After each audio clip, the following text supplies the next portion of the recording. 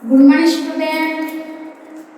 आमे पूर्व क्लास रे पढ़े स्वर वर्ण। आज पढ़ा व्यंजन वर्ण। ताले व्यंजन वर्ण का कहती आस जानिबा।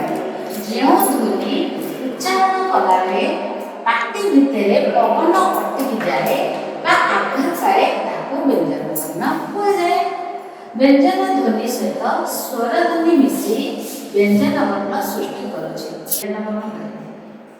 ताले व्यंजन ध्वनि सहित स्वर ध्वनि मिसी व्यंजन वर्ण सृष्टि करुछि।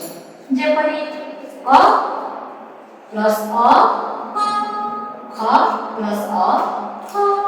व्यंजन वर्णर संख्या केतेटा ना 36 टा। कोन कोन ओ ठारू ल।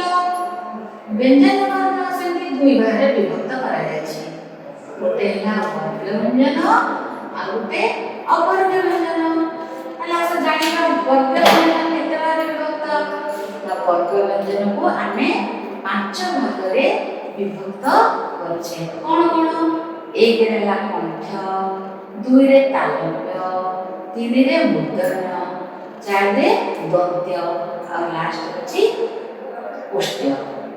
तले जानिबा आमे जानिछे व्यंजन वर्ण दुईटा कोन गोटे हला वर्ग व्यंजन आ गोटे अवर्ग व्यंजन। तले वर्ग व्यंजन केतेटा 25 टा।